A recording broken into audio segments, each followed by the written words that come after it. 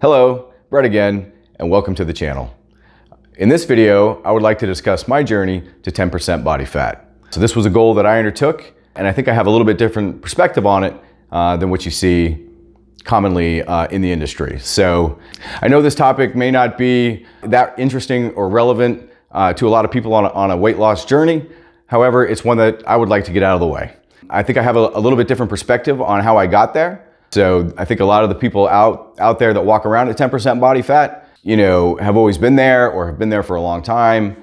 And it's quite a bit different when you were 40% body fat and used to look like this compared to 10% body fat and looking like this. I watch YouTube, we all watch YouTube. There's plenty of fitness guys that are walking around at 10% body fat and they look a legitimate 10% body fat. So Jeff Cavalier, we all know him, we all watch him. He's a good watch. And the guy looks 10%, right? I mean, he has no cheeks, he has complete definition, and he appears to maintain this physique year round. How he does that, I think I do know why, and I think it's about the amount of muscle that he can maintain at 10% body fat compared to the muscle mass that I was at 10% body fat.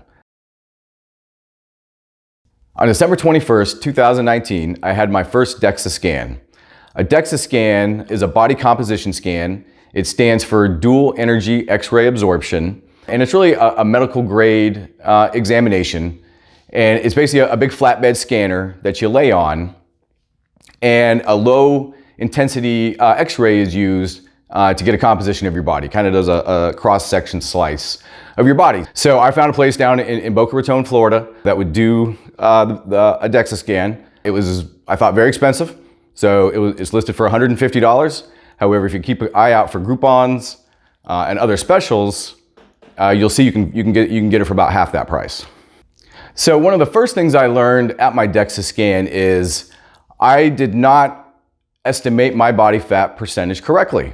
And I think that's one of the more common things that I see. So, I see people that are, think they're 18%, they look lower than that to me. And then I've had people tell me they were 5%, which is a percent you probably would not be alive at. It was really eye-opening to have the scan and to really learn, what my true body fat percentage was and how out of alignment that was from where I was thinking. So I was using a smart scale, a body fat scale that supposedly measures your body fat as well as your weight. And so I weighed in, and it said I weighed 136 pounds and I was 12.5% body fat. And I believed it. So, you can see my pictures, and where I was, and I really thought I was 12.5% body fat. So fortunately, my wife was really encouraging me to get the scan. Okay, so she knew I was getting too light. I was getting too small and not weighing enough at that point. So she was very encouraging, very much wanting me to get this scan so we could see my result. I went down, had the scan, laid on the scanner, and the woman came out with results, gave me the piece of paper, and it said 10.2. And I was shocked. I was like, wow, I hit my goal. I'm there. I hit 10% body fat. And then she sat down next to me and she started reviewing the results. When she was talking about my body mass, my weight, my muscle mass, and how much fat I have. So at 136 pounds, 10% body fat's 13 to 14 pounds of fat on your body. So, at that level, if I had gotten sick, if I had gotten the flu, if I had gotten something that put me in the hospital, I could have put my health at serious risk. So when she was talking about my BMI was just not high enough to support 10% body fat. So that's how I left my DXA scan, was satisfied that I reached my goal, happy that I'd reached my goal, but at the same time, I felt that I'd pushed myself a little bit too far, and and that was a risk. What were the benefits? What were the benefits of reaching 10% body fat? So, there weren't a lot, but really the biggest one was, it was an accomplishment.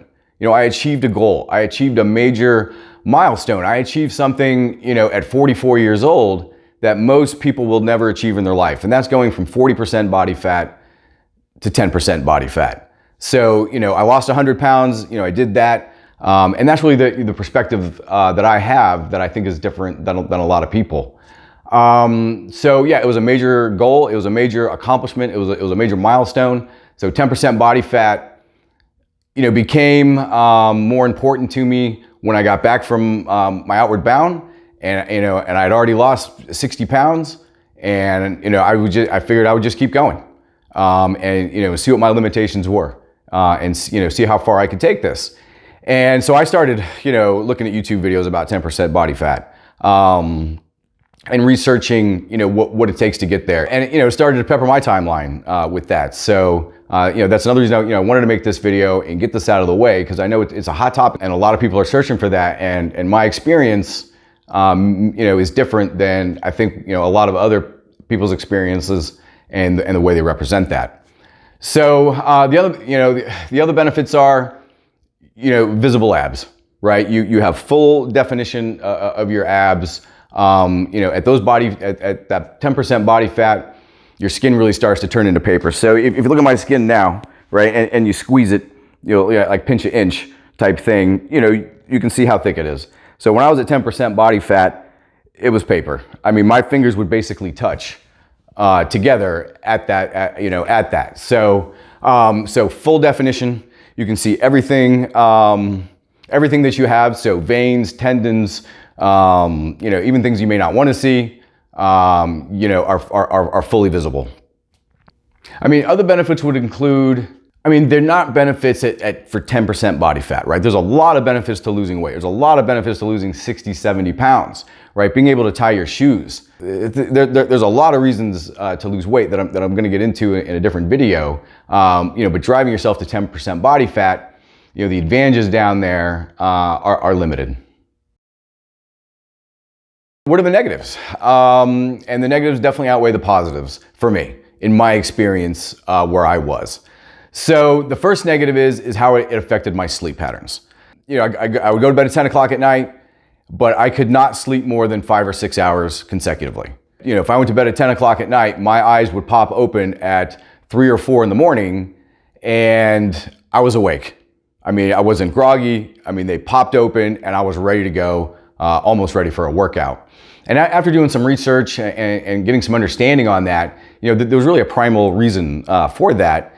And that's because I was hungry, I was starving, and my body was waking me up, right? It wants you to go out and get food. So when you're at that body fat percentage, I was only able to sleep 5 or 6 hours consecutively, and then I was up and stayed up. And surprisingly, and this is where it wasn't a huge negative, is I wasn't dead during the rest of the day. Okay, I wasn't falling asleep at 3 or 4 o'clock. I actually had pretty decent energy.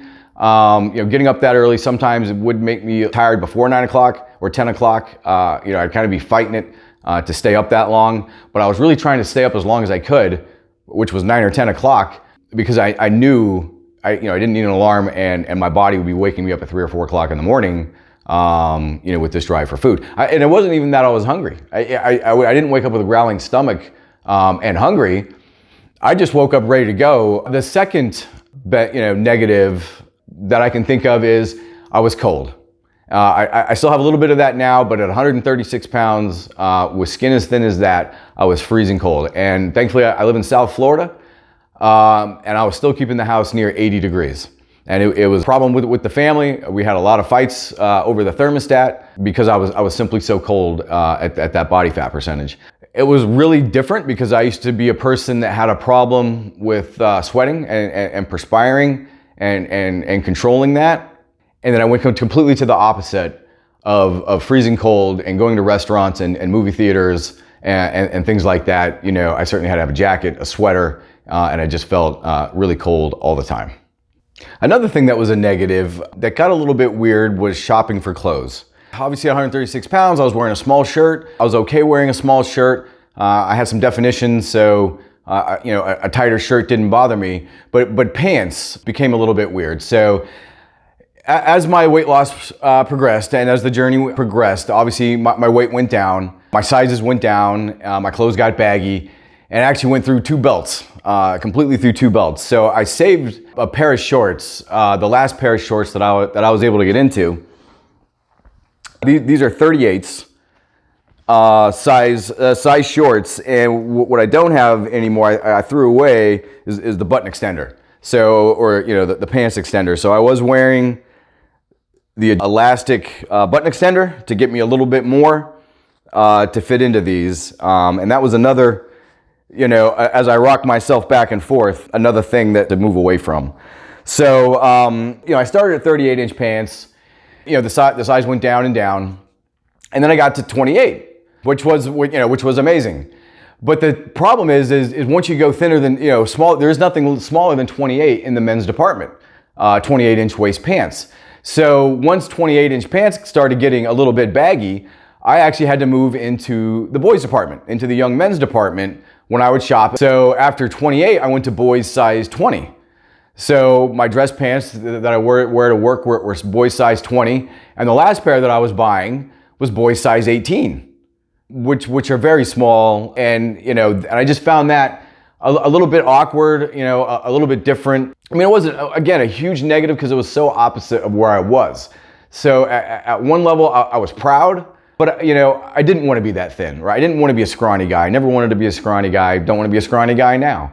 And I kind of felt that way. So, clothing, how you look in clothes, right? You're not a big guy. I'm 5'7". I'm not a big guy, and at 136 pounds, you're a slight individual, and that's what I was. Now I used to be a lot bigger individual, right? My BMI was a lot higher, and to go from the weights that I did, I lost 40% of my mass, right? I'm almost half the man that I used to be. So was it a negative to have to wear kids' clothes? Yeah, but compared to where I was. It didn't bother me that much at the time. Another negative is it does negatively affect your testosterone. I think I counteracted my potential increase in testosterone by lifting, by losing weight, by doing all these types of things. But that was counteracted by a 10% body fat. And that's why my testosterone levels didn't increase compared to where I was very heavy, compared to where I was very light. I'd gotten so light that it actually affected that. Where at the weight I'm at now, 150 pounds, 14, 15 pounds heavier, my T levels went up. So, once again, not a huge problem, for me, libido-wise or any other symptom-wise, but it was not as good as it is now. And the last one that I can think of is how it affects your relationships with some of your friends and acquaintances. You're not as much of a fun guy, right? Fit guys, they're not as much fun. So, in the past, going to the bar, eating chicken wings, eating potato skins, drinking beer, all those things, while something I still love to do, I can't do nearly as often. Okay, so something that I used to do a couple times a week, or now I do once every 2 or 3 months. If you're fat and happy, that's a great place to be. There's a lot of enjoyment, there's a lot of fun there, but I wasn't happy, okay? I had the fat part, but I didn't have the happy part at all. And I really wanted to change. And I found that, once I'd lost 50, 60 pounds, once I went on the outward bound, once, I had momentum, I found it, not as hard as you would think to keep that going. So should you try it? Is this a goal that you should realistically set for yourself? So my opinion is, as someone that's done it, at the muscle mass that I did, is if you have a health goal, okay, if you have a fitness goal, if you have an aesthetic goal, if you want to look as good as you can, then I would say no. It's not worth it. It's not worth going down there, and the negatives outweigh the positives. So, 12% body fat, 13, 4, something like that is still can give you, a great aesthetic appearance with the right muscle mass to achieve incredible results. When I reached 10%, I didn't stay there long. I was there maybe 3 or 4 months. I was there long enough to buy some clothes and get some enjoyment out of it. But in my opinion, 10% is for like people on the stage, and you're cutting to that. Right? It's very hard to live at that. I know people do. 44, 45, 46 years old. I found, that is really, really hard to live, and you don't want to live at that. That's the thing. You know, you're too, you know, for me, I was too small. Now, if I had, you know, 130 pounds of lean muscle, 140 pounds of lean muscle mass, and you can get to 10%, then that would be a different story. But if you have a different goal, if you need a challenge in your life, if you need something to reset your thinking, you know, if you really need something to aspire to, and I would compare it to if someone asked me, should they climb Mount Everest? And I would say, no, that's crazy. But there's people that do it, that have that drive, that have that need.